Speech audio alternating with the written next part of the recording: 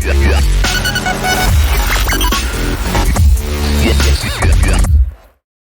everyone and welcome to Super Rugby, where we're going to be previewing the Lions squad ahead of the Super Rugby return on Friday. Lions are playing the opening match against the Sharks down in Durban, and a lot to prove for the Lions, who have been the shining light of South African rugby ever since they came back to Super Rugby actually. And yes, they didn't win anything at the end, but at the end of the day, you got to admire a side which was literally relegated from Super Rugby. They couldn't do anything right. Had some dreadful seasons.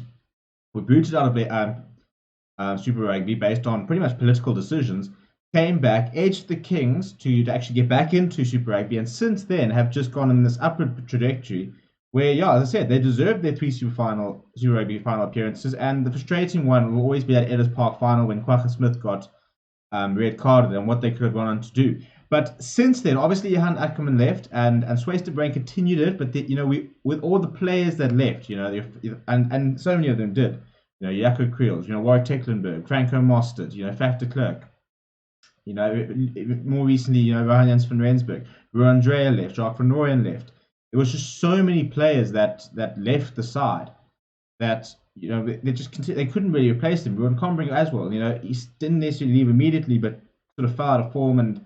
Has always struggled to come back from it. So, and this year, since Ivan van Rooyen was appointed coach, they looked good in the Currie Cup, but in the Super Rugby just haven't quite been able to get there. And look, it's a very young squad. I think that's the important thing to remember, is that it's a very young squad, and it's very much transitional phase, both with the players and with the management, because it is quite a young management team as well. And so. The question is, can they compete for the Super Rugby and Currie Cup titles?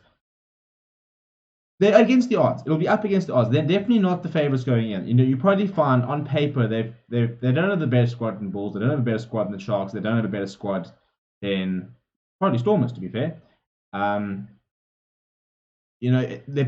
got a better. You can say they've got a better squad than Cheetahs. Cheetahs have played some very nice rugby, and in theory should have no issues against the Pumas and the Griquas, but. What I think is important with the entire competition, not only just relating to the Lions, is that it's a chance for the youngsters, for the future generations of South Africans to put their hands up. With South Africa going up north, the Lions is supposed to be one of the sides with Stormers, Sharks, and Bulls that will be going overseas next year. So they've got an opportunity now for the youngsters to stand up and become an integral part of the team, because when there are new contracts, when TV deals come in, and we can afford to pay our players better.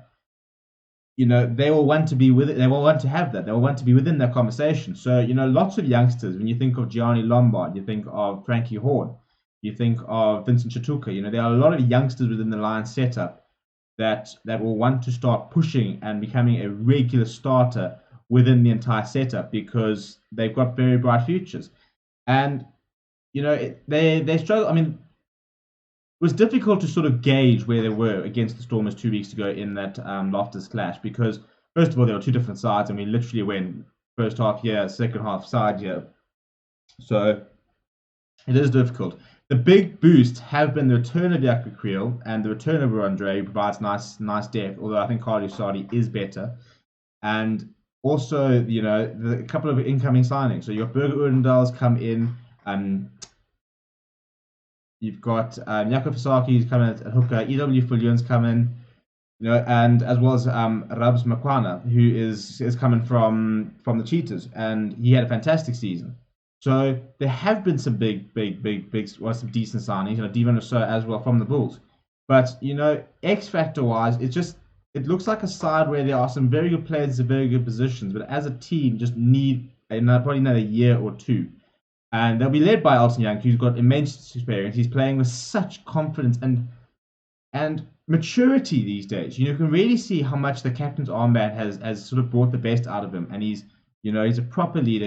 We talk to people behind the scenes, and they said that nobody works harder than Jantjies does, which is brilliant for the youngsters, because he really does lead from the front, and he promotes a really good culture of hard work and playing for the badge, which is where the Lions sort of got so far. It's all about playing for the person next to them. And they played with such a passion and a fearlessness that is what made them so special. There was none of that, because they had nothing to lose.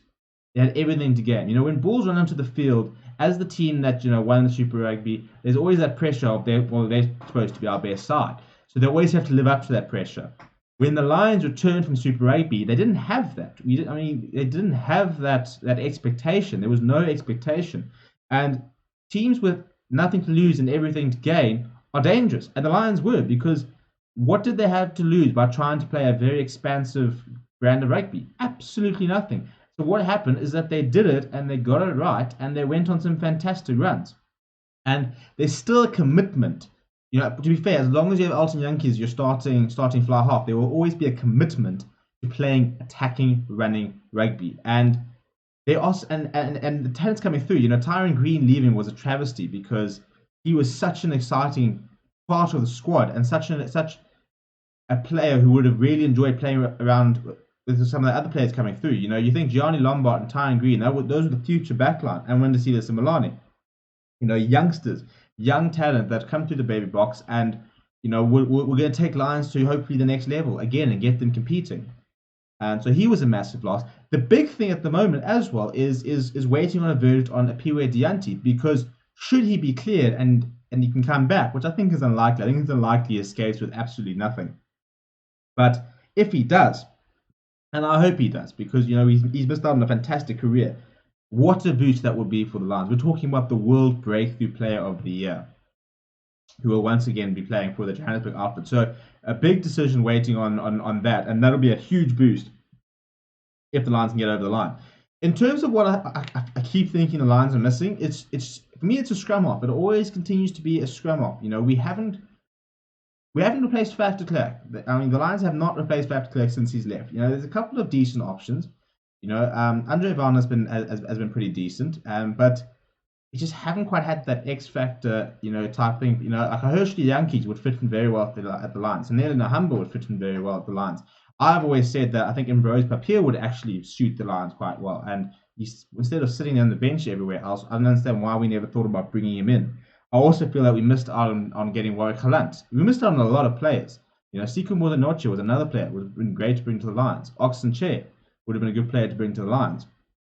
And, especially a team which has struggled with transformation in the past, there were some very good players that we could have brought in that would have helped on all sort of fronts. But if you look at the team for this weekend, some very exciting names and some decent experience. So the nice thing, Steve Satole starts at Lucia, and this entire squad gives a nice overview of where the Lions are at.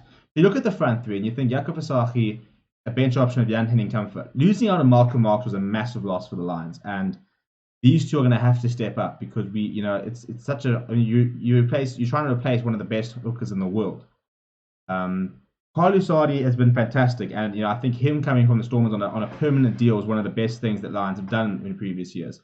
Philip Alves playing at lock is a good move. He brings a lot of physicality, something we lacked a few weeks ago. But Marvin Orie he's had some good games. He actually was pretty good in the Springbok Gold and Green game, and he's up for grabs for high honours. For me, the exciting thing, as always, when it comes to the Lions, is the loose forwards. Jaco Kriel is back, which is massive. Vincent Shatuka is playing better every game. He's a massive talent. He's definitely on Springbok radar material. Then Masaden is now as well. Is a hard worker and a very nice player. Dylan Smith, solid but nothing special. For me, not necessarily nothing special, but not quite sort of the Faf de Klerk. So he's served the Lions very well, and he's been sort of Mr. Reliable whenever we sort of need it. But the Lions have struggled to have a permanent sort of scrum off. Ross Grenier, has come in, come out, struggled a bit with injury. We haven't had that regular number 9 all season, every season type thing for a while. Alton Yankees, the general at 10. Coach up that he decided not to go overseas. Such a big fan of him. When he's playing at his best, then it's just the team just ticks. Wings in Jambo Lengo coming in, and Makwana, who's played against the Stormers. The centers I'm a bit frustrated at. David Creel and Dan Creel. I'm being stupid here. And Berger Udendal start, and now I worry because we just, as Lions, we just continuously didn't play Wandisile Similani. But hopefully it's just a resting issue, and EW Fullion comes in on at 15. So you look at the bench, the big names there: Gianni Lombard, Wandisile Similani, Hashibadé Amani as well. Lots of bright and up and coming players. And I think Darmani frustrates me because he's such a good athlete, such a like a bit of a freak. He's just so big and so fast that he should really be kicking on and hasn't quite just yet. But Lombard and Similane are two very, very exciting players, and hopefully they can come off the bench and cause a bit of havoc. Very exciting with ball in hand. But apart from that, it's a pretty decent bench. It's a decent front row. Willem van der Sluys is playing some decent rugby. And Ruan Dre's got some experience there. So it's a decent bench and a pretty good starting lineup. And there's still a couple of players to come in. You think of Manuel Rouse needs to come into this team, and Rudolph Smith as well, yet to feature for the Lions. So still a few players to come in, but it's not a bad side by any means. It's a side that I think is just lacking a bit of confidence, and that'll be the big thing going to both Super Rugby and the Currie Cup. They need to get their confidence back. They need to get the swagger back, which made them such an enjoyable team to watch. So hopefully we can get some of that back this weekend. Because we don't really know what's going to happen. Players are still getting back to match fitness. Some players are looking very sharp. Some players aren't looking very sharp. Courtney Kassan's another one that still needs to come into this team. So it's a couple of players missing, but overall a very, very solid lineup, and we're going to be up against it because I think the Sharks and the Bulls have got the best sides, and Sharks were playing some brilliant rugby before lockdown, and it's going to be a difficult match. So but I mean, over the entire Super Rugby, I think it's a side that will be competitive, but I don't think has quite enough just yet. It is in the transition phase, so I don't think quite has the quality across the squad and the experience, most importantly. Lots of talent, but proven experience and know-how, stuff like that. That is vital, and it'll take a while for this team to gel because there are a lot of new names that are coming in and out of the team at the moment, and that'll inevitably play a big part. So we'll have to wait and see what happens over the tournament. Some very exciting players. Rassie Erasmus will be watching very carefully. Alton Yankees has to step up again. If the Springboks are to play in the Rugby Championship, he will be the starting fly half, and he proved that on the weekend and outplayed Damien Willemse quite comprehensively. So again, all eyes will be on him to produce another composed, mature performance, and he will have to carry the squad a lot throughout the competition. Yaka Creel's going to have to stand up as well. Those players with experience are going to have to come to the fore because it is quite an experienced side, and it's also a side with a lot of players who've come from other unions who are kind of sort of fringe players and were not part of long-term plans and now come to sort of reignite their career, which a lot of players have done very successfully. Franco Mostert came to the Lions from the Bulls, and look what happened to him. He's a World Cup winner now. So it's an exciting squad. As a Lions fan, I'm excited by it, and I just can't wait to see some players on a weekly basis. But I think lots of exciting names, lots of exciting talent coming through, but a lot and a reasonable amount to prove. We need to get back to playing some good rugby, and even if you are losing games fairly narrowly because you are committed to a style of rugby, I can get over that as a fan. It's far easier to watch your team lose if you're losing whilst playing really nice rugby than to just try and play a very conservative style and you lose anyway. There's nothing worse than watching your team play poor rugby and still lose at the end of the day, because then there's just no win situation. But if you're scoring nice tries, you're playing some open rugby, and you can see there's something that we are trying to achieve, you can get behind that as a fan. I definitely can get behind that as a fan, and I think most fans can. So very interesting to see what they do. Let me know in the comments what you think the Lions are going to do in the competition. Who are you excited to watch? What players catch your eye there? Where do you think the Lions are going to finish? Also, please don't forget to like and subscribe to the channel. So much content coming up as well. Like Forever Sports over here, as well as Forever Rugby. Lots of rugby content coming through. So much rugby that is in the calendar and throughout the Christmas period. So lots to look forward to. And it's just great to have rugby back. And I can watch 2-3 matches in a weekend. I can watch lots of different players, which is exciting. And it'd be nice to have that change back. So thank you very much for watching. Enjoy the rest of your week. As I said, please do like and subscribe to the channel. We are trying to build a community. We are trying to give the fans a voice. We're going to have fan cams and all that type of thing in the future. Once the stadiums are full and stuff like that, we can go to the stadiums and we can chat to fans and we can really become part of the fan base, because we are a fan channel that is for the fans, by the fans. Please make sure you like and subscribe to support that. Thank you very much for watching, and I'll see you very soon.